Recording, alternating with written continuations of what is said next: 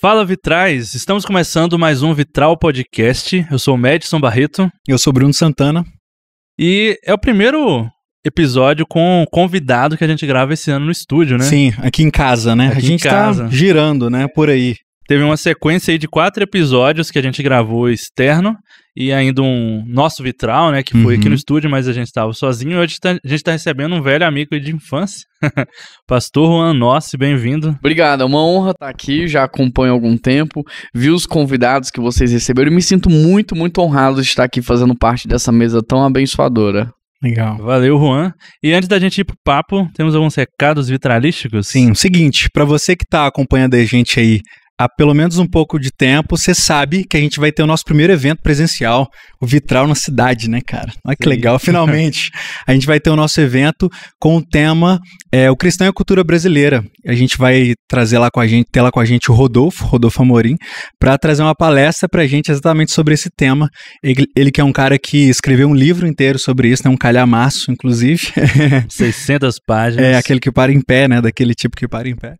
E enfim, além do Rodolfo Amorim, a gente vai ter lá também música, a gente vai ter samba, a gente vai ter lá a Mari Lou e a Roma Pereira, que vão fazer pra gente lá uma apresentação de samba, inclusive as duas que são do coletivo Cena Vista, tá? Quero convidar você a conhecer também o coletivo Cena Vista, que é um coletivo do qual eu faço parte também, coletivo de artistas cristãos que fazem, enfim, música pro dia a dia, pra sociedade, música com uma espiritualidade que se espalha, né, pelo dia a dia.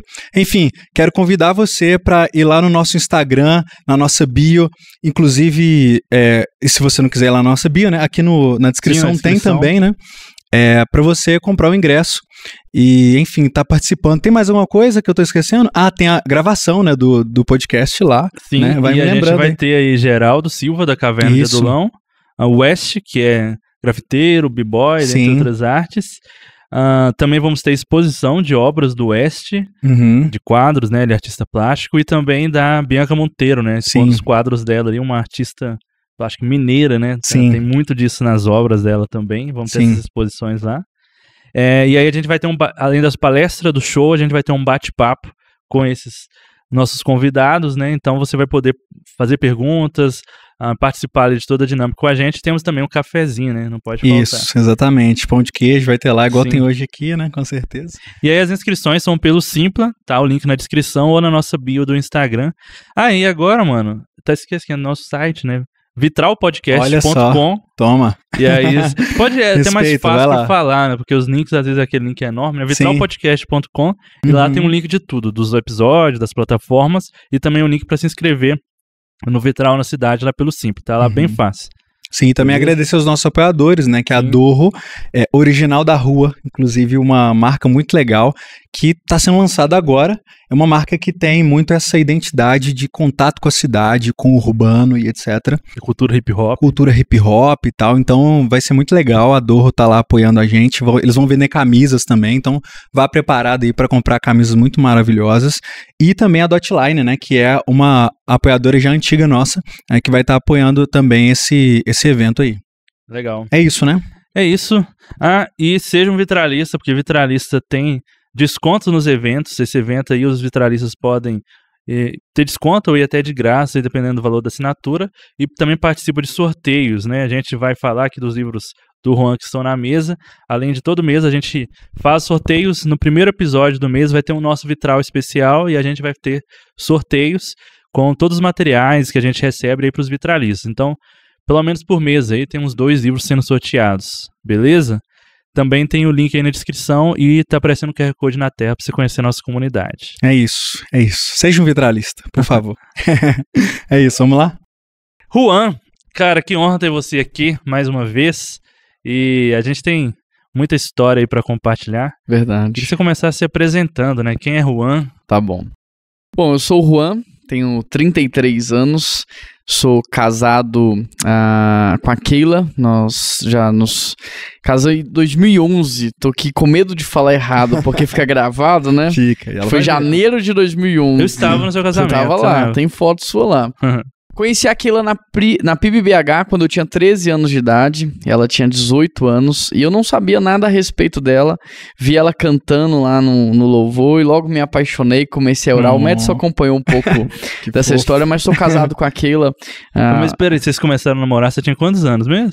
De 13 para 14, nós oramos um tempo ali e logo comecei a namorar com ela. Eu orava por ela manhã, tarde e noite, porque foi assim, eu vi a Keila e ela tava cantando louvor a primeira vez, eu tava sentado, nós temos um amigo em comum chamado Camilo, e eu cutuquei o Camilo e falei: quem é essa menina aí? Nunca vi essa menina na igreja. É dos jovens. Eu era adolescente. É dos jovens e tal. Falei, que legal. Qual que é o nome dela? O nome dela é Keila e tal. Falei, cara, eu vou namorar essa menina. Aí ele falou assim, se enxerga, garoto. Você tem 13 anos, ela tem 18. Aí eu falei assim, cara, eu vou orar. E comecei a orar manhã, tarde e noite, todos os dias. Caramba. Eu sei que naquela época a igreja trabalhava com os 5 ministérios, ministérios com propósito. Então todo ministério tinha aquela hierarquia, presidente, vice-presidente, e aí ela foi concorrer para presidente dos adolescentes. Aí eu me candidatei para participar lá da chapa, mas o intuito era estar perto. Essa era a verdade, né? O intuito era estar perto, era participar da comunhão. E a gente começou a servir a Deus juntos, começamos a orar e começamos a namorar. Foi minha primeira e única namorada. Namorei com ela... Também, né? 13 anos. Hoje em dia, infelizmente, já não é mais critério isso, infelizmente. Mas naquele tempo ainda era um ponto de partida. Casei com a Keila com 18 para 19 anos e aí fui para São Paulo, né? Talvez eu esteja pulando aqui partes da história. Você tinha 18 para 19 quando casou? Caraca. Casei com... Pensei que você era um pouco mais velho já. Eu acho que eu tinha 18 e ia fazer 19. Eu casei em janeiro, em agosto eu ia fazer 19.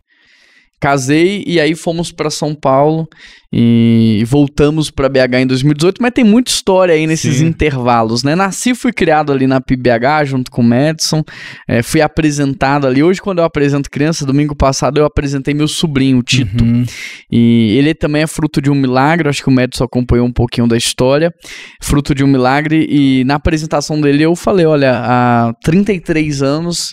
eu estava sendo apresentado aqui nesse lugar, né? Então a gente às vezes apresenta uma criança e não tem noção do que Deus pode fazer através daquela vida, daquela história. E foi bem legal recordar e relembrar essa história ali na PIB. E pra quem não sabe, né? A PIB, Primeira Igreja Batista de Belo Horizonte.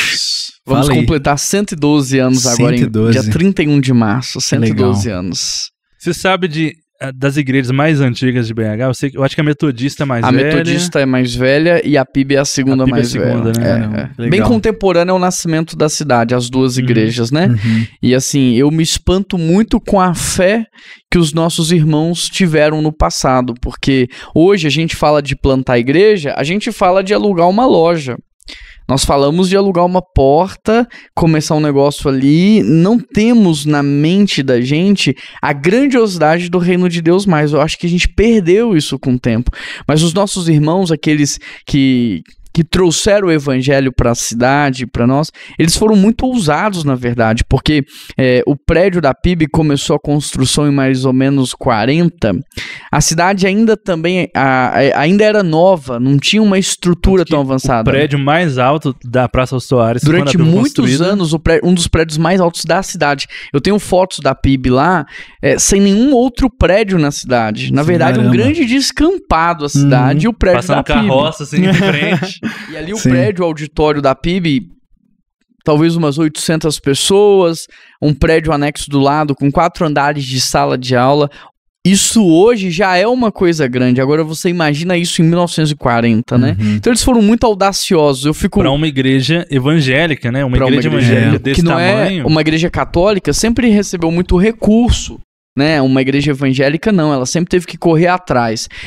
O pessoal acha que hoje nós somos tecnológicos, que hoje nós somos avançados, estamos à frente do tempo, mas nós temos foto ali, talvez de 60, 70, não sei a década exata, mas do pessoal em cima de uma Kombi e uma câmera desse tamanho, foto preta e branca. O templo, por exemplo, há muitas décadas atrás, eles já faziam a filmagem dos cultos com mega equipamentos. E eu fico pensando, você vai hoje nos Estados Unidos, tem muita facilidade, né? Mas é tudo muito caro ainda. Você vai comprar uma câmera, a gente sabe o valor que custa uma câmera, uma mesa de som, um microfone. Ainda hoje, com todas as facilidades, é caro. Eu fico pensando naquele tempo. Como que era? Cara, não sei se você já ouviu essa história lá. A PIB já comprou um avião. Já ouviu essa história? Que isso, é mesmo? Conversa com... Quem me contou isso foi o Ismael. Isso tipo década de 70 para 80.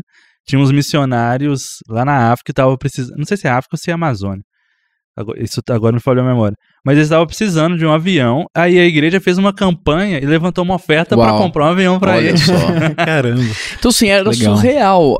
Talvez isso vinha de navio. A importação era muito mais complexa do que é hoje. E mesmo assim, a igreja nunca ficou parada no tempo. Então, eu falo assim, hoje nós estamos assentados na fé daqueles que nos antecederam. Eles deixaram uma igreja forte para nós. Mas o que a nossa geração está fazendo em relação à próxima? Então, a geração anterior construiu o hospital. Eu mesmo nasci no Hospital Evangélico de Belo Horizonte.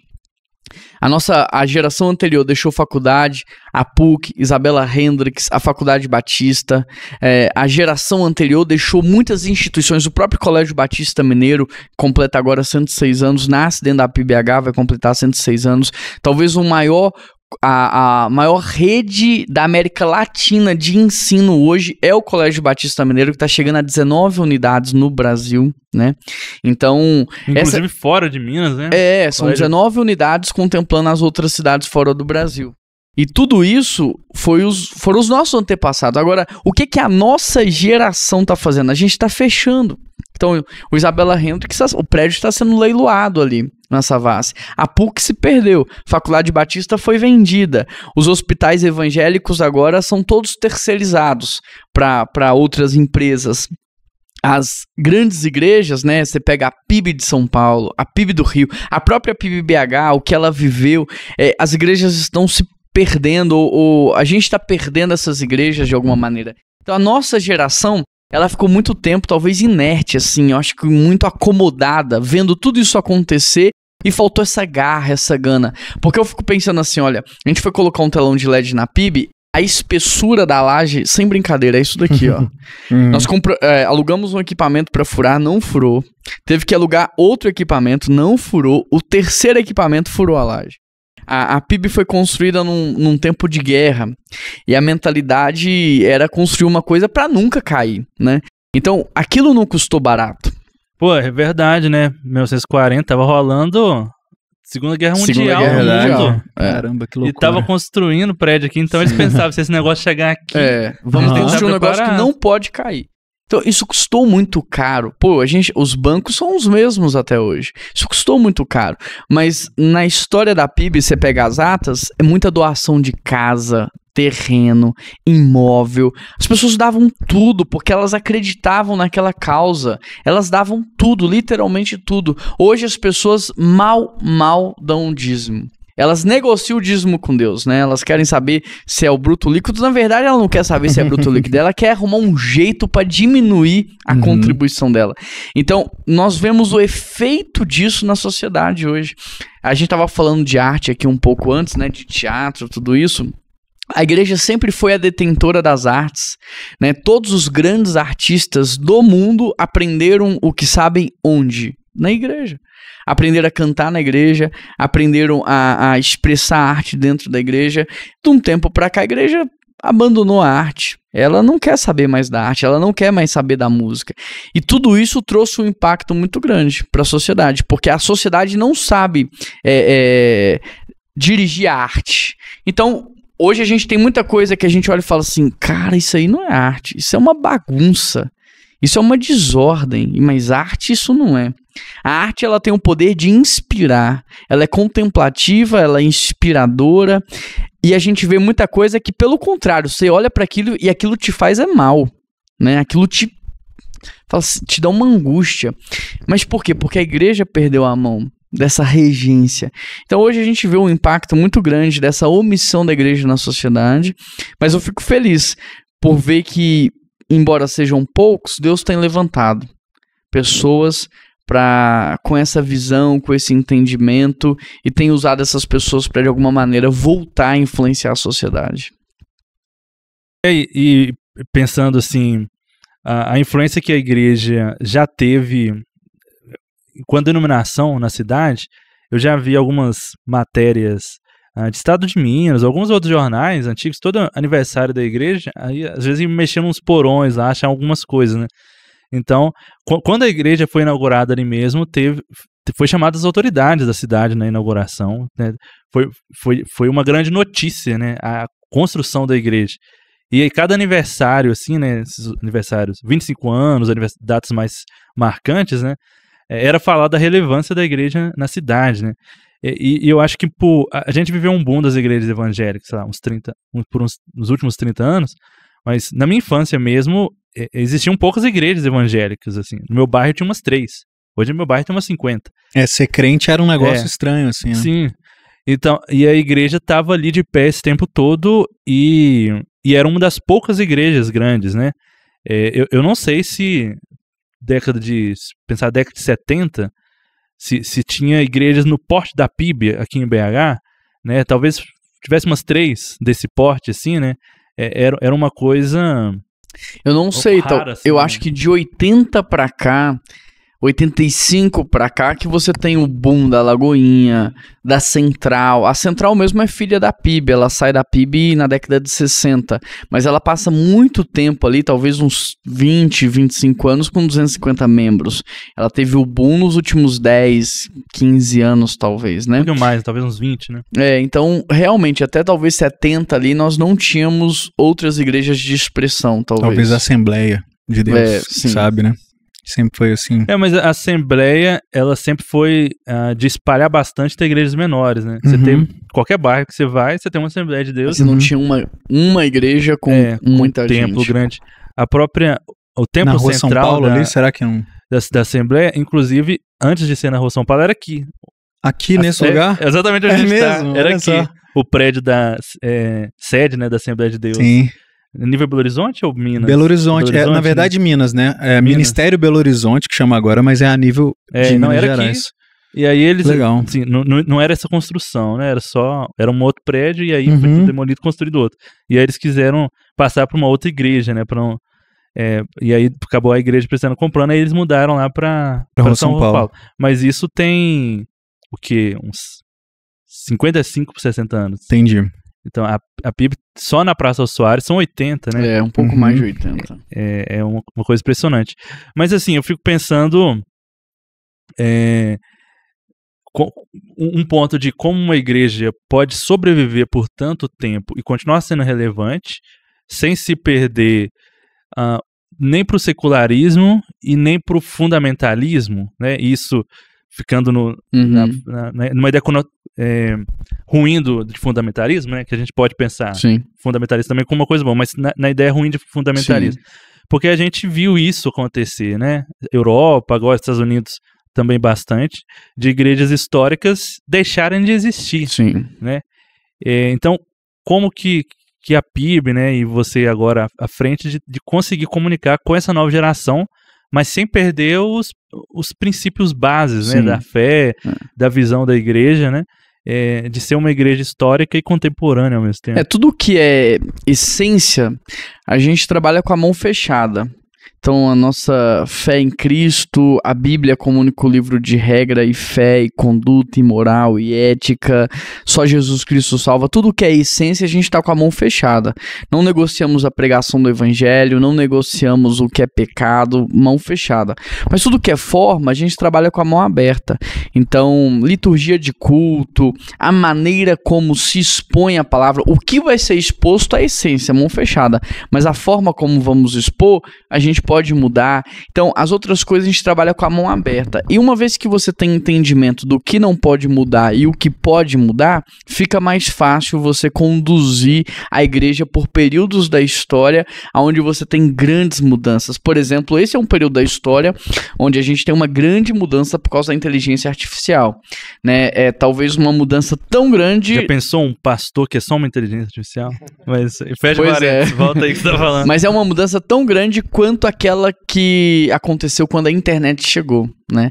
Então, em momentos assim, a igreja consegue atravessar com relevância porque ela sabe o que pode mudar e o que não pode. Inclusive, ela é a detentora, talvez, da ética. Então, hoje se conversa muito assim, o que é ético usar da inteligência artificial?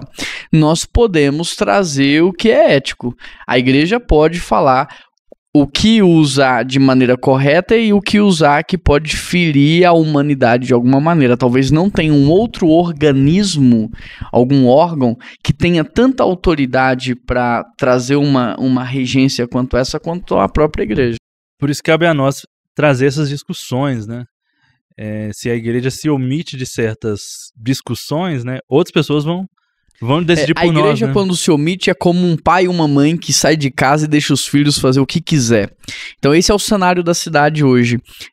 Você pode perguntar para um ateu assim, você não acredita em Deus? Tá. Onde você aprendeu que mentir é errado? Onde que você aprendeu que matar as pessoas é errado?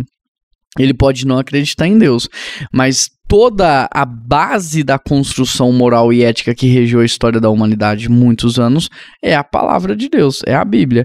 As grandes universidades mundiais, você pega Harvard, Stanford, você pega todas elas, têm como base de constituição a Bíblia, né? Então, a mesma coisa são discussões como essa. Quando a igreja sai fora, é como um pai e uma mãe que sai fora e deixa os filhos fazerem o que quiserem fazer dentro de casa. Uhum. E eu percebo que você falou sobre essa questão da internet, por exemplo, a igreja, às vezes, ao invés de ir nessa discussão e discernir, né, o que é o que e tal, eu percebo que existe uma demonização muitas vezes, né? Então a gente só renega tudo. Eu não sei, eu acho que a gente ainda não chegou nesse ponto da igreja se decidir sobre a inteligência artificial ou coisas assim, né? Mas sobre a internet, pelo menos, sobre a televisão, por exemplo, né? Eu acho que teve isso muito, né? Que é assim, demonizar muito durante um tempo.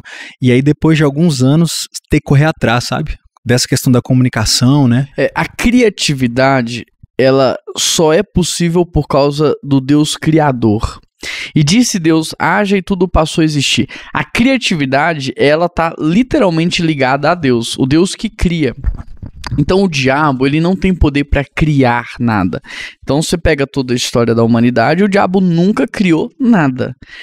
O que o diabo faz é deturpar a criação, mas ele não tem poder para criar. Então ele não criou um ser humano como Deus criou o homem e a mulher. Ele deturpa o ser humano. Então toda a criação, ela é uma criação que vem de Deus. Agora, se nós não cuidarmos, o inimigo deturpa. Então, por exemplo, a inteligência artificial, ela tem tudo para ajudar. Uma inteligência artificial reconhece um câncer numa velocidade maior do que um médico. Ela tem tudo para ajudar, mas se a gente não reger ela, se nós não, de fato, trouxermos luz sobre o que é ético e o que não é, ela pode ser usada para o mal. Por exemplo, hoje a inteligência artificial recria uma imagem sua, uma foto, um vídeo seu, com a sua voz numa situação em que você não estava, para poder te incriminar, para poder te colocar numa situação ruim. A inteligência artificial hoje é capaz de fazer isso. Então, se a igreja só abre mão, é óbvio, o inimigo vai tomar posse daquilo, mas se a gente, de alguma maneira, ensina a sociedade a fazer bom uso, isso vai abençoar a sociedade de maneira, talvez, como nunca foi visto até hoje. Eu acho que a gente... eu fico pensando assim, em cada área, né? O que a igreja pode fazer para contribuir com vocação, e até queria te ouvir também em relação à sua vocação, né? O Médici falou sobre essa questão de você como pastor lá da PIB, como é que foi para você, um cara jovem, né? Ser pastor de uma igreja histórica, uma igreja tão grande assim. 27. Essa questão da vocação, assim, como é que a igreja pode contribuir para a vocação dos jovens, para a vocação dos jovens, porque geralmente são eles que estão começando, né, a carreira agora, para que eles sejam relevantes nessas áreas também. Eu acho que a pergunta mais diabólica que a gente pode fazer para uma criança é o que ela quer ser quando crescer. Porque é a proposta do Éden até hoje, né? Satanás, ele não entrou no Éden para tirar Deus e ele sentar no trono. Ele entra no Éden para fazer com que o homem destrone Deus e o próprio homem sente no trono da sua vida. Então essa pergunta, ela já coloca a criança no trono da vida dela desde pequena. Então ela decide o que ela quer ser. Só que a questão da vocação é o seguinte: nada foi criado por um acaso, nada, exatamente nada. Um copo de plástico como esse não foi criado por um acaso, ele não explodiu e virou um copo. Então, antes de toda e qualquer criação, sempre existe um propósito, independente da criação. Seja a criação de um podcast, seja a criação de um conteúdo, sempre existe um propósito por trás. Então, a grande questão é entender o que estava por trás da nossa criação, o que está por trás da criação do Juan enquanto indivíduo pessoa.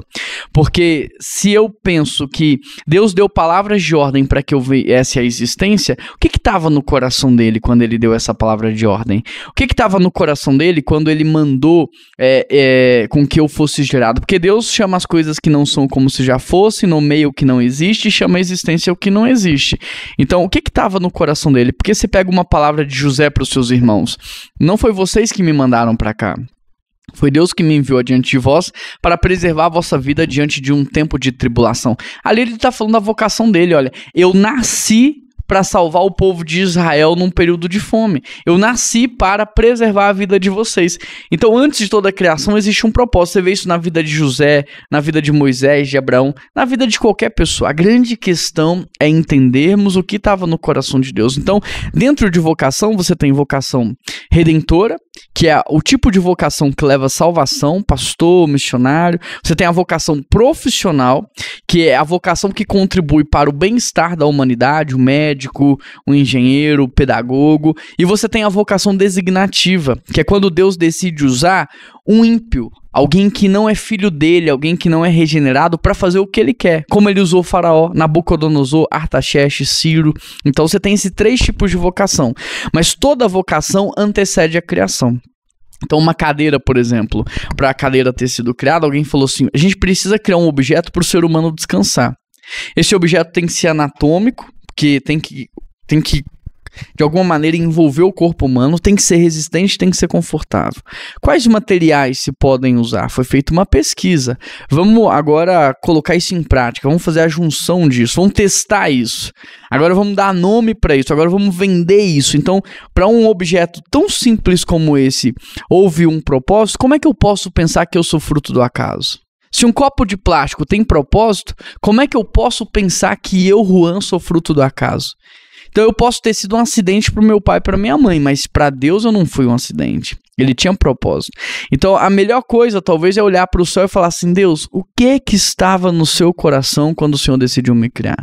O que o Senhor pensou? Porque quando eu entendo isso, eu também entendo que todas as minhas potencialidades, elas se cruzam com a minha vocação. E quando eu encontro a minha vocação, eu me torno livre. Quando eu encontro a minha vocação, é ali que eu começo a viver de verdade. Até eu encontrar a minha vocação, eu estou sobrevivendo. Eu estou torcendo para chegar a sexta-feira. Eu estou torcendo para chegar ao final do mês. Eu estou torcendo para chegar às férias. E sem perceber, eu estou torcendo para minha vida acabar. Porque eu estou sobrevivendo. Eu me arrasto da cama todo dia. Mas quando eu encontro a minha vocação, ou seja, a razão pela qual eu nasci, o motivo pelo qual eu estou vivo, segunda, domingo, sábado, é o mesmo dia. Férias ou não férias, é o mesmo dia. Por quê? Porque eu tô cumprindo aquilo que eu nasci para fazer. É a mesma coisa da água saciar a sede. Ela não tem que fazer esforço para saciar a sede. É a mesma coisa da terra produziu a árvore. Ela não tem que fazer esforço. Então, quando a gente encontra a nossa vocação, é fluido. É sobrenatural. E talvez essa seja a maior crise da nova geração hoje, porque por causa dessa pergunta, o que você quer ser quando crescer, nós ensinamos a nova geração a definir a sua vocação ou definir a sua profissão por estabilidade, por reconhecimento e por dinheiro. Essas 3 coisas. Mas hoje, na vida, a gente percebe que estabilidade, reconhecimento e dinheiro não traz satisfação. O que você mais tem são pessoas bem remuneradas estáveis e infelizes, completamente infelizes. Então, o contrário também é verdade. Às vezes você tem uma pessoa vocacionada, mas que ela não tem um bom recurso, uma boa estabilidade e ela é extremamente feliz no que ela faz. Então esse é de fato um grande desafio da nova geração, ensiná-los a reconhecer a própria vocação. E quando você falava, fiquei pensando num princípio que é muito caro para a gente, que é da soberania de Deus sobre todos os aspectos, né, da humanidade, não só dentro das paredes da igreja, né? A gente talvez tenha um pensamento comum cristão evangélico de separar o que é religioso da minha vida comum. A gente tem uma fé que não atinge o nosso dia a dia, né? Uma dicotomia, né? Então é como se a única coisa que tem a ver do meu trabalho em relação a Deus é eu tirar o dízimo, que o meu trabalho como motorista de ônibus, ou advogado, ou só serve para dinheiro, né? O trabalho só serve para eu tenho dinheiro para pagar minhas contas, tô cuidando da minha família, tô sendo fiel no dízimo, então eu tô servindo a Deus com o meu trabalho, né? Mas aí a gente ignora de que aquele trabalho é uma vocação dada por Deus e a gente tá glorificando a Deus no nosso trabalho comum, né? Qual o nome que você deu de vocação? Designativa, profissional e redentora. Isso, essa seria a minha vocação profissional, né? Todas as coisas estão sobre o senhorio de Cristo, né? Tem a frase que a gente gosta bastante, que é: não existe 1 centímetro no mundo que Cristo não possa botar o pé e falar, é meu, né? E aí, por causa disso, a gente deixa de ter um pensamento bem construído enquanto cristãos para diversas áreas, né?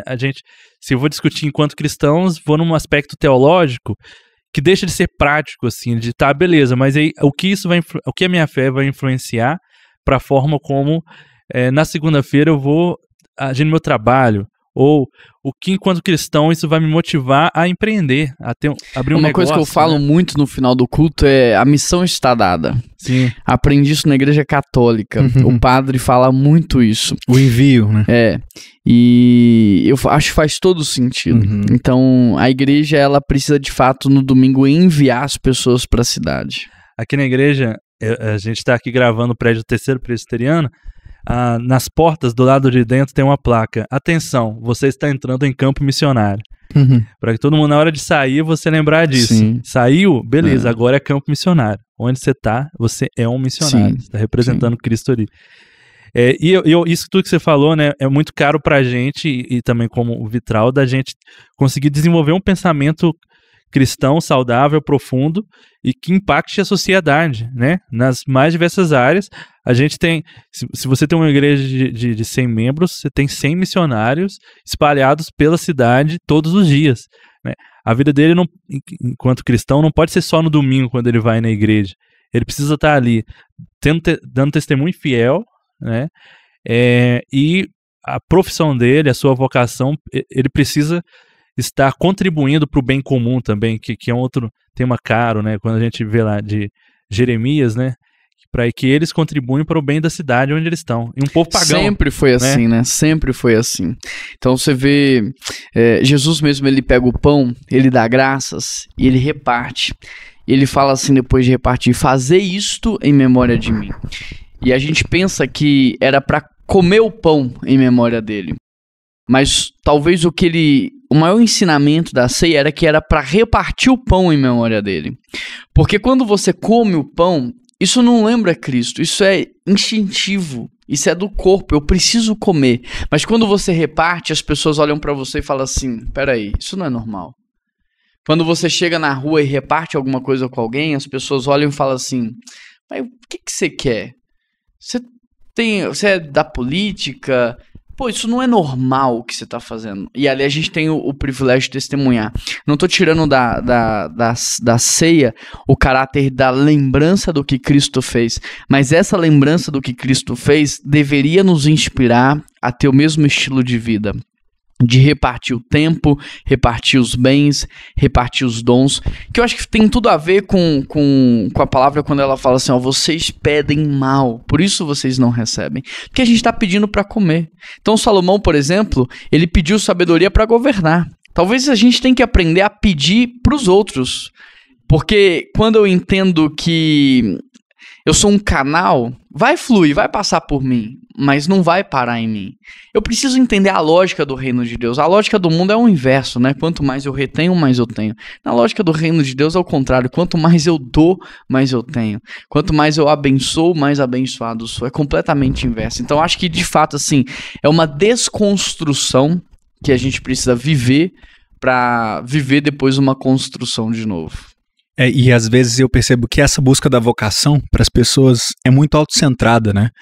E eu acho que isso esvazia muito o processo, e aí quando ela passa a viver essa suposta vocação dela, né, um tempo depois, quando ela se encontra nesse lugar de estabilidade, né, ela não encontra sentido nisso, né? Porque ela tá sempre olhando para dentro dela mesma, mas ela não vai encontrar sentido dentro dela mesma, né? É a teologia da Barbie, né? Você pode ser o que quiser. Né? Você pode ser o que quiser, pois é. E eu percebo que essa questão de buscar uma vocação, às vezes isso pode ser distorcido também, né? Porque às vezes a gente tem uma visão tão grande de si mesmo que a gente tenta ser um herói de si mesmo, né? Para si mesmo a gente quer alcançar um lugar, um status, né, inalcançável. E quando na verdade é um lugar de sacrifício, né? A vocação é um lugar de sacrifício, né? Você olha para Jesus exercendo a vocação dele, ele tá indo pra cruz, né? Então assim, é muito diferente, né? E a proposta ali, a missão fantasma dele era justamente cumprir a missão dele sem dor, sem sofrimento, sem oposição. Né? Satanás fala com ele, olha, se prostra tudo te darei, transforma as pedras em pão, enfim. O próprio Pedro fala para ele, ó, você não precisa morrer, e depois até na cruz ele escuta, salvou aos outros, salva a si mesmo. Então, quando a gente fala de vocação, a gente não pode deixar de falar da missão fantasma, ou da vocação fantasma. A vocação, por exemplo, de Jesus era morrer para pagar o preço do pecado e salvar a humanidade. A vocação dele fantasma era a tentação de fazer isso sem a morte. A Esther, por exemplo, a missão dela era salvar o povo judeu. A missão fantasma dela era curtir as regalias do reino, né? Então, todo vocacionado lida com a missão fantasma. E ele precisa estar muito atento se ele não está utilizando da vocação para auto-benefício, né? Porque, de fato, toda vocação é um lugar de sacrifício. Então, tudo o que eu faço não é para mim, embora eu seja abençoado, mas tudo o que eu faço tem como visão última o meu irmão, os meus irmãos. Então, de fato, vocação é lugar de sacrifício. Vocação fantasma, já tinha ouvido essa? Não, cara, essa é boa. Gostei desse tema. Eu fiquei pensando, a gente quanto artista, né, a vocação fantasma é a fama, o status e tal. E a vocação fantasma é perigosa porque no início ela é 3%. Então, 3% no início, você não percebe que você está se distanciando. Mas a longo prazo, quando a ficha cai, você já está longe demais para voltar. É o que acontece com muito pastor, que se perde nos benefícios do próprio ministério, que se perde nas regalias do próprio ministério. Então, sem a revisão de rota, a gente se perde facilmente. Então, até o Waze faz recalculando a rota, né? Deixa eu analisar se você não saiu do caminho. A gente precisa fazer, talvez, de ano em ano, uma revisão de rota e observar se eu ainda me mantenho nos trilhos ou se em algum momento eu me desviei deles.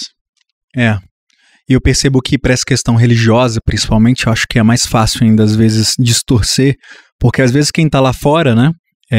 Vivendo uma vida sem esse compromisso, né, já entende que não está em um lugar santo, digamos assim. Não, eu estou distante de Deus e é isso mesmo, eu não tenho compromisso, etc.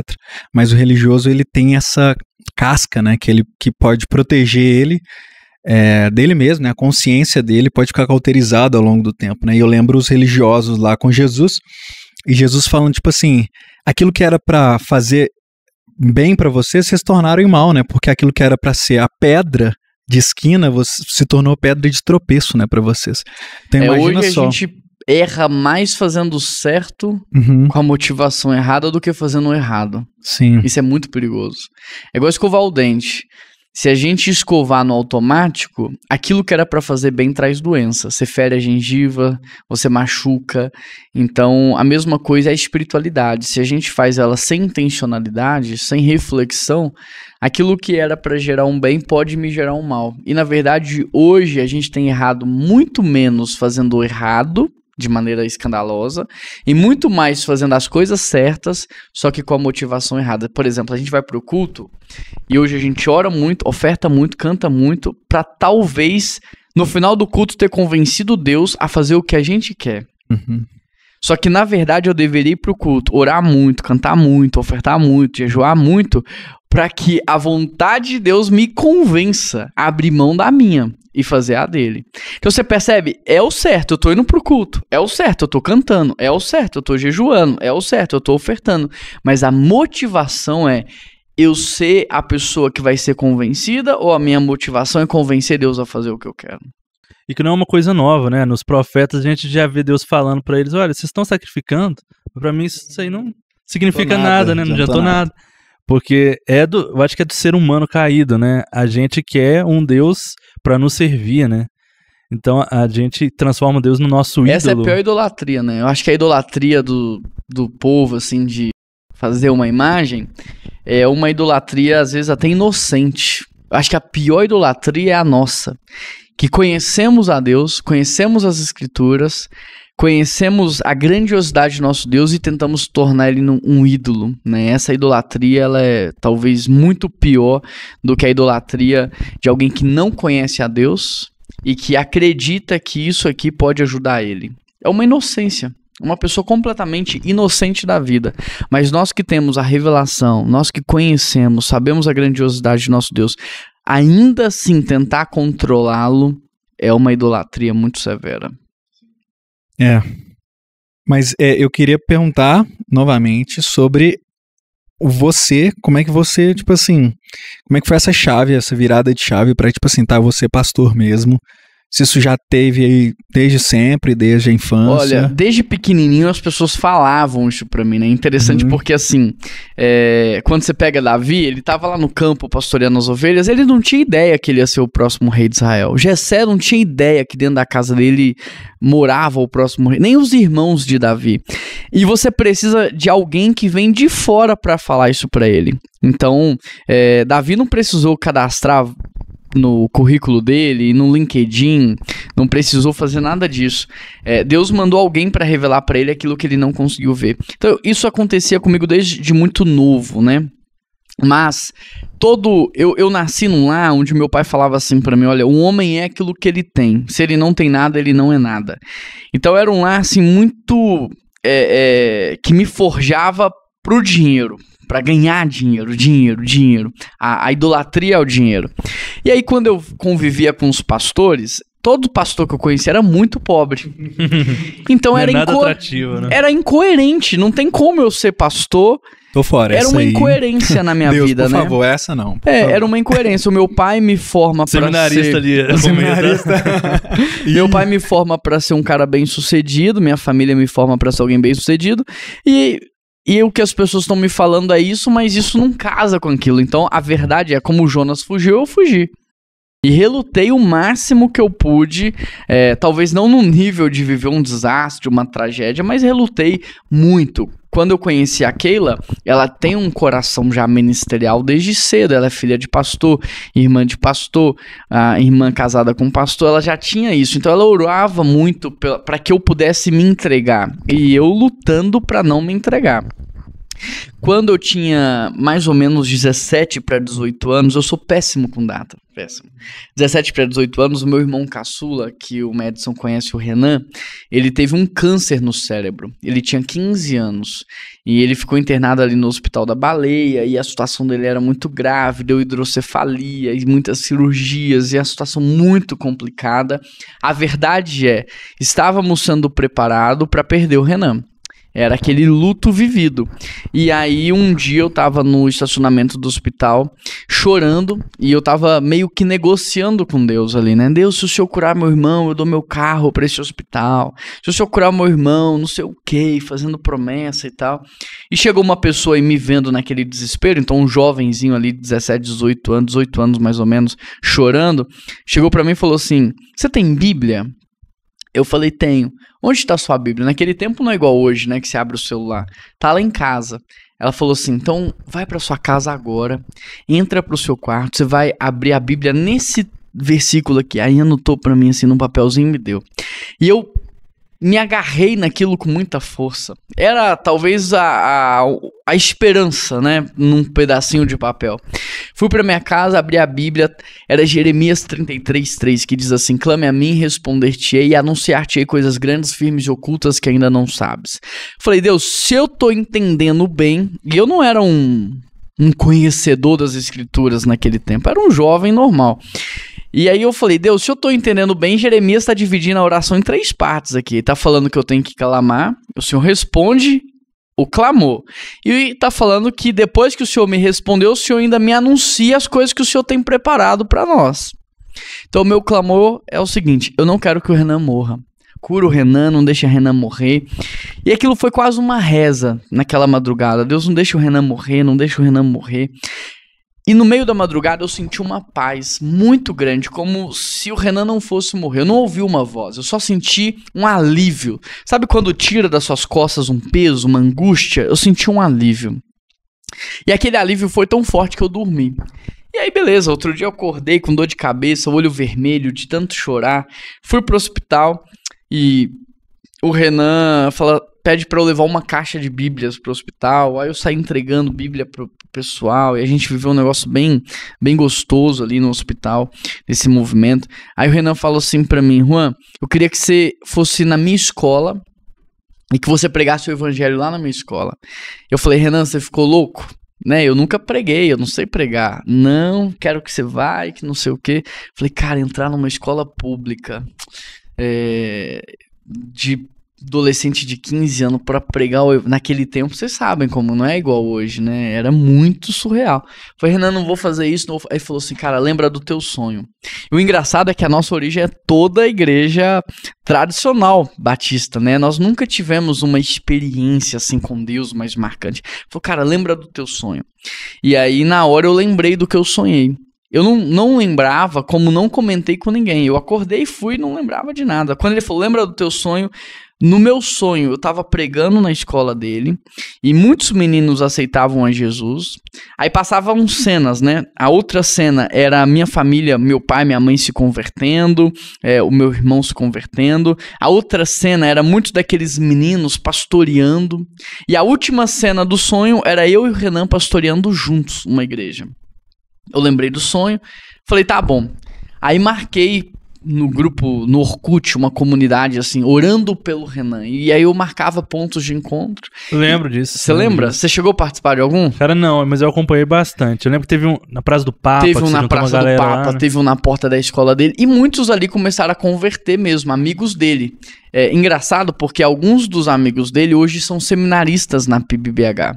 Então, começou a rolar esse processo de conversão, depois rolou a conversão dos nossos tios, familiares, e tudo aquilo que Deus mostrou começou a acontecer. Passou um tempão, o Renan foi curado, saiu do hospital. No dia que ele saiu do hospital, o meu pastor... eu esqueci de contar uma coisa. Enquanto o Renan estava no hospital, eu era gestor de uma empresa, de uma frota de veículos aqui em BH. E eu tava participando de esquemas, coisas erradas, e o Espírito Santo me incomodando muito. Só que a pressão o ambiente era tão opressor que eu acabava cedendo, mas eu sabia que aquilo era errado, eu não queria participar daquilo. E aí quando o Renan tá no hospital, e aí essa mulher vai me dar o texto bíblico, eu vou pra casa, uma das coisas que Deus me mostrou ali é que eu seria pastor. Então eu fui na empresa e pedi a minha demissão. Falei, já que o Renan tá internado, eu vou pedir minha demissão, sou vocacionado, Deus tá me chamando, eu vou ficar por conta no hospital, quando o Renan for curado eu vejo o que eu faço. E fiquei 1 mês com o Renan no hospital. Quando ele foi curado, o meu pastor me chamou e falou assim, a igreja quer te enviar pro seminário, escolhe o seminário. Eu pensei assim, cara, eu ainda tenho no meu coração muito esse negócio do dinheiro. Então eu preciso viver uma desconstrução, uma limpeza. eu preciso de um seminário interno. Que se eu for para um seminário que eu tenho que trabalhar de dia e estudar à noite, eu ainda vou ficar dividido. Eu preciso ficar uns 3 anos da minha vida sem pensar em dinheiro. Eu preciso viver uma limpeza mesmo. E aí eu comecei a rodar, encontrei um seminário em São Paulo. Então o Renan foi curado dia, 28, 29 de junho. Dia 15 de julho eu tava me mudando para São Paulo pro seminário. Noivei, fui para São Paulo pro seminário. Não sabia que tipo de pastor auxiliar, missionário, não sabia nada disso. Eu só sabia que Deus estava me chamando. E aí noivei, fui, marquei o casamento para janeiro, fiquei 6 meses lá sozinho, voltei, casei com a Keila e ela voltou para lá comigo. Mas eu não sabia até então se eu ia ser missionário, pastor auxiliar, pastor titular, até então eu não sabia. E eu fui testando. Então eu fui para a África como missionário, auxiliei como seminarista, passei por todos os ministérios de igrejas, fui testando. Até que eu me encontrei numa determinada área, que é talvez essa liderança da igreja, e entendi que aquele era a minha vocação, ou a razão pelo qual eu nasci, mas eu entendi que eu precisava passar por um processo. Fiquei 8 anos como pastor auxiliar. 8 anos sendo preparado, sendo forjado. Enfim, eu acho que eu tô indo até muito além da sua pergunta, né? Não, era exatamente isso. Muito legal. Mas eu não sei se consegui responder. Pode fazer pergunta em cima do que eu falei aqui. É isso aí mesmo, entender esse processo, porque eu acho que a pessoa que é vocacionada, principalmente para ser pastor, né? Sei lá, é um monte de coisa junto, né? Depende de onde ela vem também, mas é isso que você falou, tem essas questões de dinheiro, aí tem essa questão de, poxa, onde que ela vai pastorear? Será que ela vai ter um lugar? E aí, será que ela precisa ter uma outra profissão? Com 21 anos eu tive princípio de infarto, porque eu casei, levei a minha esposa pra São Paulo e a gente começou a passar fome. E aí o pessoal falava assim pra mim, era seminário interno, né? Volta pra BH, você não é vocacionado nada. Um cara que não consegue levantar sustento e ter um sustento é porque não é chamado.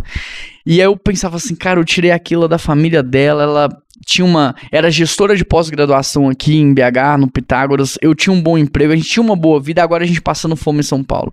Então, essas crises do ministério são muito pesadas e eu não aguentei. Teve uma noite que eu tive uma crise de ansiedade muito forte, acordei no hospital, que ela tinha chamado a ambulância, eu fui pro hospital, fiquei 3 dias no hospital internado. Então, tudo isso, e eu chorava no início do casamento com medo, eu falava assim, Keila, porque cara, a vida ministerial é muito dura. Se hoje a igreja me desliga, eu não tenho uma garantia de nada. É tudo na boca, é tudo combinado, não tem uma documentação. Eu não tenho como entregar currículo, eu tenho que ficar em casa esperando um convite aparecer. Então, essas coisas, humanamente falando, são desesperadoras. E eu chorava, às vezes, com meu sogro, que é pastor há muitos anos, falava assim, pastor Elias, e se eu não conseguir sustentar a Keila, sua filha? E se eu não conseguir prover para minha família? É desesperador. Mas, de fato, assim, eu acho que o vocacionado é viver na fé. Todo tipo de vocacionado. É você dar um passo e Deus coloca o chão. A gente, às vezes, fica esperando Deus falar tudo. Você vai ser um médico pediatra que vai trabalhar no São Camilo e não é assim com Deus. Porque se Deus fala tudo, acho que a gente vai sozinho, né? Uhum. Aí, Deus já me falou tudo, eu vou. Quando chegar lá, eu aviso ele. Lá no final a gente encontra. Né? Eu acho que ele vai falando de pouquinho em pouquinho pra cultivar esse relacionamento com a gente. Então, eu acho que é passo a passo. Você vai, eu entendi hoje, dou um passo. Eu entendi hoje e dou um passo. Acho que eu tô falando demais. Que é a história de Abraão, né? Deus só fala, sai da sua terra e vai pra terra que eu te mostrarei.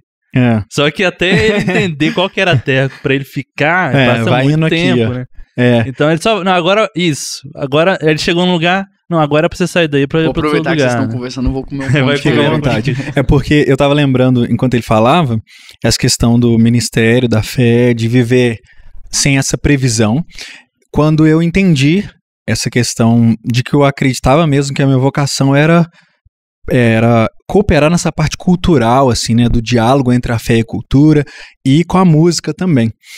E eu fui entendendo ao longo do tempo que isso era um trabalho missionário mesmo, assim, né, e é um trabalho missionário também nesse aspecto, né, que é tipo assim, não tem um caminho, né, vai aqui, se você quer ser podcaster, se você quer ser músico ou ator, segue esse caminho aqui, não tem, né, então eu vejo que se parece muito com a questão do ministério pastoral e dessa questão do missionário em tempo integral, porque cada vez mais eu entendo que é isso mesmo, sabe? A gente é colocado como missionários, só que na cidade, né? Assim, muitas vezes não fica tão claro isso, porque a igreja muitas vezes fala só do missionário que é enviado para fora, né? Do missionário transcultural, mas e os missionários que estão aqui, né? No nosso caso, por exemplo, a gente só manda para fora quem é relevante aqui.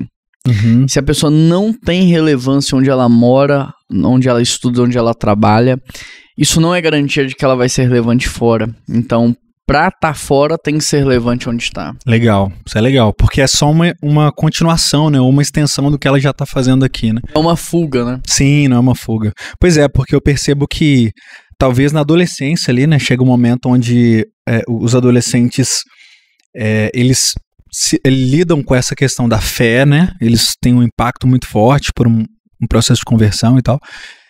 E aí eles querem, não sei, viver uma coisa descolada do dia a dia, né? Descolada da realidade da cidade, sabe? Tipo assim, é sempre o lá, né? É sempre vai ser lá mais fora. fácil lá, né? Vai ser legal, vai ser uma aventura e etc. Mas a realidade é que o campo não é nada romântico, né? Igual você falou, tipo assim, esse momento onde você não sabe o que vai ter amanhã, né? Você pode passar fome, você pode passar dificuldade, etc. Então é muito complexo, né, mano? E o louco é que não tem, tipo assim, uma solução, né? Não, pra ficar mais seguro, né? Faz isso, né? A solução é depender de Deus. Então, assim, a gente trabalha muito o conceito do que é fé. Acho que Paulo Borges também, ele trouxe essa reflexão pro Brasil, né? De que fé não é acreditar. Que a palavra acreditar no português é você ter um crédito. Então eu coloco um dinheiro no banco e esse dinheiro ele vai acreditar. Então quando eu trabalho o conceito de que fé é acreditar, eu tô falando assim, Deus, eu tô depositando no Senhor a minha expectativa, me remunera com juros dessa expectativa. Então fé não é uma aposta no escuro, não é um tiro no escuro. Fé não é apostar em Deus. Fé é você conhecer. Abraão se tornou o pai da fé à medida em que ele foi conhecendo a Deus. Então, fé é conhecer. Por que nós avançamos hoje? Por que nós fazemos coisas ousadas? Por que vocês começam projetos ousados? Porque vocês conhecem a Deus. E vocês conhecem não só a Deus, mas a vontade de Deus e o caráter imutável de Deus. Então Deus não mente, Deus não abandona, Deus não falha. A vontade de Deus, Ele quer que a humanidade seja reconciliada com Ele. O que faz muita empresa familiar quebrar na sucessão é que os filhos têm poder, mas não têm a revelação. Eles têm poder, eles têm grana, mas não conhecem o coração do pai. O que falta para o cristão hoje é conhecer o coração do pai. Se eu me movo naquilo que Deus quer fazer, a certeza da garantia é surreal. Então, por exemplo, Elias orou para que não chovesse 3 anos, 6 meses. Não choveu. Depois ele orou, a chuva veio de novo. Por que deu certo? Porque ele sabia que Deus já tinha falado que se o povo vivesse em iniquidade, a terra ia secar. Ele já sabia, então ele orou em cima da vontade de Deus. Neemias orou em cima da vontade de Deus. Quando a gente conhece o coração de Deus e ora em cima do que Ele quer fazer, a certeza de dar certo é muito grande. Então, o meu principal papel é conhecer o coração de Deus e andar em obediência. Então, por exemplo, Noé andou em obediência 100 anos. 100 anos sem ver uma gota de chuva, 100 anos sem ver uma nuvem, 100 anos sem ver nada. Josué, 5 voltas, não viu uma trinca no muro. 6 voltas, não viu nada no muro. Na 7ª volta. Então, é continuar. Eu não tô vendo, continua obedecendo. Eu não tô sentindo, continua obedecendo. Mas não tá acontecendo nada, continua obedecendo. Às vezes é a 5ª vez e o muro vai cair na 7ª. Às vezes é a 6ª vez e o muro vai cair na 7ª. Tem gente que para na 5ª, cansa. Não vi, eu parei. Cara, continua obedecendo. Então é conhecer o coração de Deus e continuar obedecendo. Lembra que no início do podcast, acho que foi até antes da gravação, a gente tava falando sobre isso, olha, só continua, vai dar certo, continua. Sim. Tem Amém. Tem uma imagenzinha que eu lembro, que sempre me lembro dela, que tem 2 caras cavando, e aí tem tipo uma mina, né? E aí tem um que para, assim, já tava só um pouquinho faltando a mina, assim, Sim. E aí era um jargão entre eu e meu irmão, de um falar pro outro, continue cavando. Às vezes a gente precisa disso, só continue cavando. Cara, mas eu queria mudar completamente de assunto, a gente tá né, numa linha aqui, mas eu queria mudar para um outro assunto, que a gente recebeu aqui no Vedral recentemente 2 bispos anglicanos, né? Aliás, um bispo da igreja anglicana e outro pastor, né, um sim. reverendo, e a gente falou um pouco do que está acontecendo dentro da igreja anglicana no mundo, né? E teve até uma pessoa que comentou assim, não, muito legal e tal, conhecer mais. Tô esperando aí, né, lideranças das outras denominações, né? E eu acho que seria interessante falar um pouco do que você vê acontecendo dentro da denominação batista brasileira no Brasil, como você está como vice-presidente da Convenção Batista Mineira e vice-presidente da Ordem dos Pastores Batistas do Brasil, né? O que você vê acontecendo, assim, de o que está mudando dentro da Igreja Batista? O que a Igreja Batista está vivendo assim no Brasil, né? Olha, eu vejo uma transição geracional acontecendo numa velocidade muito grande. Então, há pouco tempo atrás, você ia numa convenção, você contava nos dedos de uma mão quantas pessoas tinham ali, quantos pastores ou lideranças abaixo de 30 anos. Na verdade, abaixo de 40, você contava numa mão quantos tinham ali. Ou seja, a nova geração não estava conectada. Eles conseguiram perceber que a denominação ia morrer a passos largos se isso continuasse do jeito que estava. Então, houve uma mudança de entendimento. Hoje existe um trabalho muito forte em formação de novos líderes. Então, a Convenção Batista Brasileira está muito empenhada na formação. Então, existem muitos projetos hoje de mentoria, e não projetos de mentoria naquele beabá ou naquele vamos fazer para inglês ver, mas projetos muito bem elaborados de mentoria. Existem projetos de sucessão, porque se hoje, assim, se nós pegarmos as maiores igrejas da nossa denominação, se todas elas perderem os seus pastores, nós não temos pastores formados para assumir todas elas, não tem. Existe uma lacuna aí de formação de pastores. Então hoje existe essa proposta, por exemplo, tirou-se o cunho da faculdade teológica e eles deram passos para trás e focaram na formação do seminário mesmo. Então tirou aquele peso talvez da academia e hoje eles estão focados muito mais na espiritualidade desse pastor, na formação do caráter, da integridade desse pastor. Então hoje eu vejo essa transição assim de gerações e essa formação e um preparo para uma nova geração. Então, por exemplo, você tem na PIB de Guarapari o Rafael Abdala, não sei se vocês já ouviram falar dele, mas ele é um gênio, é um grande pregador, um grande expoente da palavra, e há muitos anos nós não víamos alguém de uma expressão como a expressão dele, e ele tem 28 anos. Ele é o pastor da Primeira Igreja Batista de Guarapari. Na última Assembleia da Convenção ele deixa o mandato como vice-presidente da Convenção Batista Brasileira. Então, como ele, a gente tem visto muitos outros que estão nascendo por aí, se envolvendo por aí, e a gente olha para o futuro com muita esperança, muito animado com aquilo que Deus está fazendo. Que massa. Outros pontos que eu acho legal falar é da relação da igreja com a cidade, né? Do envolvimento de entender quais são as necessidades da nossa cidade, e aqui pensando com a PIBH estando em Belo Horizonte, e aí quem está nos ouvindo aí de outras cidades, estados, né, de entender as necessidades da nossa cidade, como que a gente pode ser resposta, né?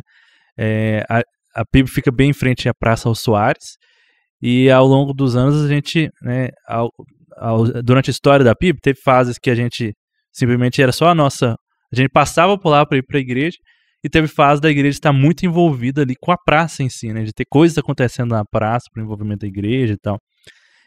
Mas aí como é que você vê isso? Como é que é a visão de vocês, como igreja e você como pastor, de entender a necessidade da cidade e ser resposta para a cidade? De fato, você já matou a charada. A igreja é resposta para a cidade. Agora, a igreja é resposta em relação a quais perguntas, né? Então, acho que o pastor precisa saber as necessidades da cidade, ele precisa saber as perguntas que estão sendo feitas pelo povo dessa cidade, para ele entender como ele vai traduzir o evangelho nessa resposta, né? Então, hoje, por exemplo, no centro de BH, você tem uma quantidade muito grande de moradores de rua, e durante muito tempo, a resposta da igreja foi assistencialista. na cesta básica, na roupa e tudo mais. Só que você pega, por exemplo, o BH, existe até uma política bem estruturada para que aquele cara não fique ali na rua. Então, eu não sei se tiraram isso, mas até pouco tempo atrás tinha um cartão benefício de aluguel de 600 ou 700 reais que cada morador cadastrado tinha. Existem muitos abrigos na cidade. E nós começamos a entender que o fator principal para que aquele cara continuasse na rua não era o dinheiro. Muitos ali têm casa, têm família, têm casa. Muitos têm um cartão benefício e eles repassam o cartão benefício para ter mais dinheiro, mas permanecem na rua. Por exemplo, um usuário de crack, cada pedrinha, isso eu aprendi com a Cristolândia, custa em torno de 10 reais. Um usuário inicial, ele precisa consumir no mínimo 4 por dia. Então a gente está falando de R$ 1.200 por mês. E eles levantam esse dinheiro para manter o vício e muito mais. Então, o problema dele não é o dinheiro. E nós começamos como igreja a pensar muito assim, qual é o verdadeiro problema para que esse cara fique na rua. Como a gente está ali na praça, a gente vê todos os dias ONGs, prefeitura, todos os dias tendo uma ação ali. E nada resolve esse problema. Então nós entendemos que o problema era de cunho espiritual. E talvez era até mais simples do que qualquer outro tipo de solução. E a gente começou a passar pela praça orando. E quando a gente passa por algum morador, não só na praça, em qualquer lugar, Deus liberta essa pessoa das correntes de Satanás. A gente não sabe se essa pessoa está acorrentada ao álcool, ou à droga, ou à imoralidade. Eu não sei o porquê essa pessoa não quer ficar na casa dela. Eu não sei porquê ela não quer morar numa casa. Eu sei que ela está acorrentada. Liberta essa pessoa. E nós começamos a ver uma mudança. Pequena, mas vimos uma mudança. Então, por exemplo, a praça tinha muitos prostíbulos, cine privê. Fecharam todos eles. A praça estava abandonada. De 4 anos de oração, você vê a chegada do McDonald's na praça. Quando que a gente ia sonhar em 2018 que ia ter um McDonald's na Praça Raul Soares? O McDonald's não é uma empresa de hambúrguer. O McDonald's é uma empresa de patrimônio imobiliário. Eles não escolhem um ponto aleatório, eles compram um ponto. E eles compram um ponto que vai valorizar. Logo depois vem a Drogaria Araújo, chega na praça. Hoje nós temos um movimento da igreja para fazer com que o Natal da Praça da Liberdade também aconteça na Praça Raul Soares. Então, em 2023, agora, foi a primeira vez que a Praça Raul Soares foi enfeitada no Natal. Nós temos lá todos os anos apresentações musicais Natal e Páscoa na Praça Raul Soares. Temos um projeto de fazer da PIB BH igual a Igreja de Canela, que tem a música acompanhado pela iluminação, a projeção mapeada. Então nós queremos ter um espetáculo ali no Natal e na Páscoa. Então existe todo um processo ali de uma resposta imediata para o Marco Zero, que é a Praça Raul Soares, e a partir disso que isso seja um modelo para a cidade. A nossa ONG, por exemplo, ela trabalha 20% na assistência, resolvendo o problema imediato da pessoa, fome, roupa, enfim, ela passa por uma triagem acompanhada psicologicamente, mas 80% do foco dessa ONG é a devolução do protagonismo da vida para o indivíduo, através da formação dele, enquanto pessoa, enquanto profissional, enquanto vocacionado. Então a gente trabalha para que esse indivíduo consiga estar bem para gerar o seu recurso e sustentar a sua casa. Então 80% dessa ONG, que chama Amor que Serve, trabalha nesse intuito. Por quê? Porque nós começamos a tentar ver quais eram as perguntas. E nós entendemos que a pergunta do morador de rua não é o dinheiro. Uma vez, por exemplo, eu dei para eles no Natal, foram mais de 5 mil kits, se eu não me engano, de higiene pessoal. Sabonete, pasta de dente, escova de dente, desodorante, absorvente, mais de 5 mil kits. A Cristolândia me chama para conversar e fala assim, cara, o que vocês estão fazendo? Quando for fazer um trabalho como esse, vocês têm que partir o sabonete, cortar ele no meio. Tem que dar escova de dente aberta, tem que dar pasta fora da caixinha. Se você dá tudo novinho, eles vão lá e trocam tudo por droga. Então, às vezes, na boa intenção, a gente faz errado. A gente atrapalha. Então, a ideia da igreja na cidade é realmente perguntar quais são as necessidades dessa cidade, quais são as realidades, qual verdadeiramente as perguntas que estão sendo feitas para que a igreja seja relevante do jeito certo. E para saber quais são as perguntas, tem que estar no meio, né? Como é que vocês fazem assim para você falou agora da Cristolândia, né? Provavelmente uma galera que já está trabalhando especificamente com a população de rua já há muitos anos, né? Eu não sei quantos anos tem. Mas assim, como que vocês fazem para ouvir essas perguntas? Quais são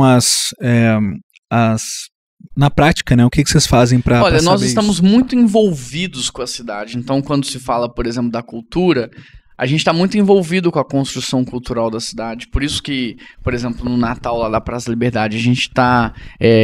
até na parada LGBT, a PIB tem uma cadeira onde se conversa a rota, como isso é construído. Então, nós estamos muito envolvidos dentro da Secretaria de Cultura, tanto do Estado quanto da cidade. Também estamos muito envolvidos na Secretaria de Educação. A PIB tem esse cunho político, né? Então nós soubemos usar isso de maneira correta, não para imprimir os nossos políticos, os nossos vereadores, mas para estar lá dentro onde essas conversas são trazidas à mesa. Ao mesmo tempo, a gente tem muitos parceiros. A nossa ONG ela faz parte de uma incubadora, onde nós temos muitos projetos. Então, por exemplo, se hoje chegar para mim uma mulher que precisa de abrigo pela questão de violência doméstica, eu tenho um parceiro. Eu não sou a pessoa que faz, mas eu tenho um bom parceiro que faz. Então nós temos uma rede, nós trabalhamos em rede. Então o tempo todo a gente está dialogando com a rede, com os parceiros, ouvindo as necessidades e a partir disso entendendo qual é a nossa pegada. Porque senão, daqui a pouco a igreja ela monta um centro de recuperação, ela monta uma casa de abrigo e ela se perde, né? Então às vezes se tem já funcionando e funciona bem, eu não preciso fazer tudo, mas às vezes eu potencializo já o que está sendo feito na cidade. Legal, a gente precisa caminhar pro final. Eu queria que você falasse dos seus livros que estão aí na mesa. Legal. Esse aqui é um devocional. Ele chama Pessoas Comuns Vivendo Histórias Extraordinárias. Além de um devocional, ele é um planner também. E qual que é a ideia dele? São os personagens bíblicos e a ideia é nos ajudar a pensar que nós somos hoje os personagens bíblicos do nosso tempo. E qual é o legado, a história que a gente vai deixar? Então a gente pode ler aqui, por exemplo, a história de Abraão, que deixou um grande legado, a história de Maria, mas uma reflexão é sobre a história que a gente está deixando. Então é um devocional sobre os personagens bíblicos, ele tem um planner, e a ideia é que a família faça esse devocional juntos, e nós temos um álbum de figurinha dos personagens bíblicos que ele pode ser tanto complementar. Então você pode ler o devocional depois de colar a figurinha do personagem bíblico, ou pode ser dois produtos. Aquela álbum de figurinhas é ligado a esse... Pode ser ligado ou não. Ah, tá. O álbum de figurinha vem logo depois da Copa do Mundo. Eu tenho 2 filhos, o Noah e o Natan. O Noah tem 9, o Natan tem 7. E na Copa do Mundo eu percebi uma coisa. Enquanto eles colavam lá, eles decoraram todas as bandeiras. Eles sabem todos os países. Eles sabem de cabeça todas as escalações. Falei, cara, isso aqui é um negócio fantástico de didática. Isso aqui ensina como ninguém. E eu pensei, por que a gente não usa isso para a Bíblia? Então nós lançamos o devocional e o álbum para reforçar o aprendizado, a memorização dos personagens. Então o estilo ali dos personagens é estilo Pixar, Disney, é uma coisa bem assim dos dias de hoje, então pode caminhar junto ou separado. Esse aqui é um material. Esse aqui... pode abrir se quiser também. Esse aqui é um livro chamado 7 Decisões que Vão Mudar a Sua Vida. São 7 princípios bíblicos. Poderia ser 10, 15, 20. Nós escolhemos 7 para começar. Acho que se a pessoa praticar os 7, já tem um impacto profundo na vida dela. Essas 7 decisões aqui nada mais são também do que os valores da nossa igreja, que formaram a nossa cultura. E também os valores da minha casa, que formaram a cultura da minha família. Então, nós decidimos fazer esse material como um reforço para que todo mundo que chegasse na igreja já entrasse dentro de uma cultura. Só que quando o pessoal da diagramação e foi trabalhando, foi ficando tão bonito, e isso aqui é tudo feito internamente, capa, diagramação, tudo é feito internamente, que tomamos a decisão de lançar como livro. E lançamos como livro, tivemos uma resposta muito boa, não só nas vendas, mas também de feedback. E então hoje, neste ano de 2024, nós temos emplacado aí esse devocional, o livro e o álbum de figurinhas. Que massa. E eu acho muito legal que na PIB vocês têm meio que vocês fazem aquela proposta, assim, de tudo que vocês precisam, meio que vocês criam, né? Tipo, pô, a gente precisa da galera, vai lançar um livro, a gente precisa diagramar. Isso. Tem uma equipe nisso na igreja, né? Então vocês têm a Catedral Editora. Lembra da ONG que eu falei, Amor que Serve? Sim. A ideia é que ela seja autossustentável. Então, debaixo da ONG, nós criamos startups. A Catedral é uma startup. Nós temos uma agência de publicidade. Nós temos estúdios de gravação, vídeo e áudio como outra startup. Nós temos uma escola de música e nós temos uma escola de inglês. E todos esses projetos geram recursos para sustentar a nossa ONG. Sensacional, sensacional. E, cara, esses livros, a galera acha pra comprar. Como é que faz pra ter esses livros? Você pode entrar no site da ONG Amor que Serve ou no site da editora Catedral, tem tudo lá. Esses aqui são presentes pra vocês aí, mas vocês podem encontrar ou nas nossas redes sociais, tá bem tranquilo, bem facinho de encontrar. O álbum de figurinhas ainda tá disponível? Tá disponível também. Que legal. Dá pra personalizar ele, então suponhamos assim, eu quero fazer pra minha igreja. Tem como colocar o nome da igreja? A gente consegue personalizar tudo, porque ele foi todo criado do zero. Então, o personagem, tudo, a gente consegue personalizar tudo. Inclusive, a gente consegue fazer uma figurinha da pessoa que é a proprietária do álbum também. Então, ele é todo personalizado. Tela de capa, né? Legal. Isso. Porque tem a ideia do álbum é você ter, tipo, os principais personagens bíblicos ali, tipo, numa ordem cronológica. Isso, tá? Eles estão em ordem cronológica. E a ideia é que eles vão contando essa história da Bíblia, né? Então, à medida que você vai passando aqui nos devocionais e pelo álbum, você vai fixando não só a história do personagem, mas a história bíblica como um todo. Então, a gente tem isso aqui em áudio também no YouTube da PIBH. Todos os dias a gente lança em áudio. Tudo que a gente está fazendo é para que um ano a pessoa conheça a palavra de maneira mais lúdica, talvez de uma maneira mais fácil, mas que ela conheça a palavra. Pô, sensacional. Sensacional. É isso. Galera, você que tá vendo esses livros aí vai ser sorteado para a comunidade Vitralistas, então entre para nossa comunidade, tá aí o QR Code na tela, tem um link na descrição também. E a gente tem um quadro aqui que a gente costuma fechar o vitral com ele, chamado Fofoca Reversa, que a ideia é a gente indicar alguma coisa, né? Além dos materiais que você já indicou, se quiser indicar outros livros, filmes, materiais, canal no YouTube, pessoas. Olha, eu sei Instagram. Que tá lançando aí uma nova temporada do The Chosen, então para as pessoas ficarem atentas, vai ser lançada no cinema, e eu acho que todo projeto como esse, teatral, de cinema, nós precisamos apoiar, então talvez em março ou abril já lance aqui no cinema em Belo Horizonte, eu acho que vale a pena o pessoal estar atento e comprar para incentivar e a gente crescer mesmo nesse mercado de novo. Que massa. Eu vou indicar aí pra quem tá vendo esse episódio, alguns episódios da nossa playlist. A gente tem uma playlist chamada Missão, que é principalmente com pessoas que estão na área mais vocacional, ministerial, né? Então, missionários, pastores, né? Pessoas que estão à frente de igrejas. E aí dentro disso eu lembrei, né, quando você falou aí do material do álbum de figurinhas, no episódio a gente gravou com a Yasmin Guimarães, que tem produzido alguns materiais para discipulado infantil, com uma certa teologia um pouco mais profunda, né? Para não ficar só contando as mesmas historinhas para as crianças, para dar para elas uma profundidade teológica, assim, né? Da base da fé um pouco maior, e que eu acho que se conecta bastante com o que vocês têm produzido também, né?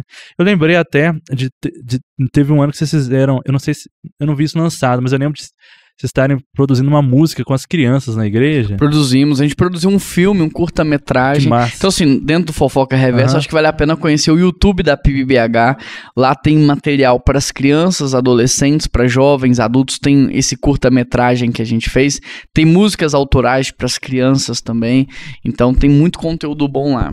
Isso eu acho massa, assim, né? De que as músicas com as crianças foi composto com as próprias crianças, né? Aqui mesmo você tem pelo menos 10 crianças que escreveram esse devocional, 10 adolescentes também. Tudo que a gente faz, nós envolvemos a nova geração lá pra fazer. Sim, que massa. Legal demais. Eu quero indicar aqui, a gente falou de ONG aí, né? Quero indicar aqui o Instituto Origem, né? Que eles fizeram 4 anos recentemente. É uma galera que trabalha com as crianças da região de Ribeirão das Neves. Inclusive, elas já vieram aqui, a Nanda e a Maíra, são as fundadoras do projeto. E, enfim, eu quero indicar vocês para irem lá conhecer o Instagram deles e tal. Elas fazem um trabalho muito legal, que é de trazer um certo protagonismo, né, para as crianças lá, elas acreditarem que é algo bom o fato delas morarem ali e elas terem acesso à cultura também, terem acesso a coisas diferentes, né, a recreação, esporte, música, e elas têm várias oficinas dentro do estúdio mesmo, fizeram inclusive um espetáculo no final do ano passado, elas fazem um por semestre, né, como se fosse um trabalho de conclusão de curso mesmo. Teatro Feluma, né? Teatro Feluma, exatamente, foi incrível, assim, foi muito massa. E aí junta, né, os alunos de todas as áreas, né, das artes e tal, e as crianças, assim, foram tipo 50 crianças apresentando várias artes diferentes e tal, então foi um negócio muito legal. Então quero convidar vocês a conhecerem Instituto Origem, irem lá, participarem, enfim, elas têm várias formas de ajudarem também financeiramente, de compartilhar, enfim, é isso, Instituto Origem. E tá chegando o Vitral na cidade. Isso. Link na descrição também para você se inscrever e a gente poder ter essas discussões mais pessoalmente também, né? De como nos relacionarmos enquanto cristão com a nossa cidade, com a sociedade e com a cultura brasileira. Isso. Que é o tema desse primeiro encontro nosso. Juan, palavras finais? Meu amigo, obrigado pelo privilégio, pela confiança. Eu acho que vale a pena, assim, você se inscrever no canal e não só se inscrever como um ato de apoio, mas assinar a comunidade, compartilhar. Eu acho que tem muito conteúdo ruim, né, influenciando o padrão de pensamento, modela comportamento, comportamento gera habitação espiritual. Então tem muito conteúdo para padronizar de modo ruim a mente das pessoas. E aquilo que é bom, às vezes a gente não potencializa tanto. Então minha palavra é potencialize o máximo que você puder esse podcast aqui. Obrigado, Foi de bola. Amém. Prazerão. Galera, até o próximo Vitral. É nóis. Vamos dar tchauzinho. Pode dar pra essa câmera aqui. Essa aqui. Valeu, galera. Valeu, tchau, Valeu, tchau. galera. Até o próximo episódio. Até a próxima. Valeu. Valeu.